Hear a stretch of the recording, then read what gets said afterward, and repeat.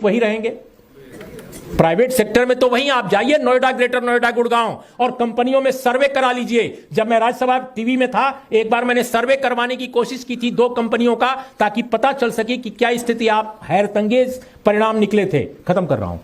उसमें पता चला कि 99.7% लोग सिर्फ अपर कास्ट के हैं प्राइवेट सेक्टर में।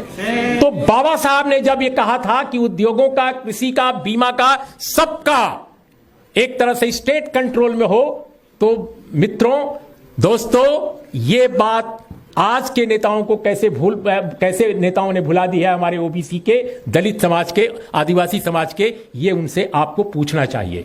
आप डॉक्टर अंबेडकर की अगर केवल पूजा करेंगे, डॉक्टर अंबेडकर का नाम लेकर आप अपने को बहुत क्रांतिकारी महसूस करेंगे, तो माफ कीजिएगा, अंबेडकर साहब की विचारधारा के साथ आप न्याय नहीं करेंगे। अंबेडकर साहब के साथ न्याय, उनकी विचारधारा के साथ न्याय तब होगा जब आप उनकी तरह तर्कशील बनिए, उनकी तरह विवेकशील बनिए, उनकी तरह सवाल उठाइए, उनकी तरह संघर्ष कीजिए।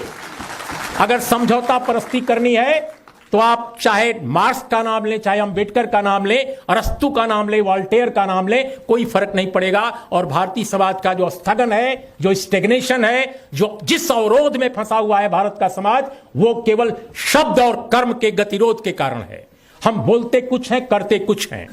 तो शब्द और कर्म का अगर भेद नहीं मिटेगा, अंबेडकरवाद क्या बताता है, अंबेडकर की वैचारिकी क्या बताती है, अंबेडकर का जीवन क्या बताता है। अंबेडकर जीवन भर लड़ते रहे, उन्होंने अपनी निजी संपत्ति, अपनी निजी जायदाद, अपने निजी परिवार की चिंता नहीं की। आप जानते हैं जब उनका निधन हुआ, उनका जब परिनिर्वाण हुआ, तो उनके पास क्या रकम थी, देखिएगा, पढ़िएगा।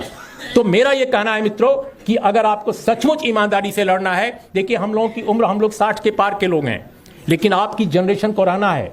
हमारे देश की तमाम दलित, आदिवासी, बहुजन समाज पर यह अत्याचारों का दौर अगर यूं ही जारी रहा तो यकीन कीजिए हम लोग 1947 से भी बहुत बुरी स्थिति में पहुंच जाएंगे, उसके पहले के दौर से भी पीछे चले जाएंगे।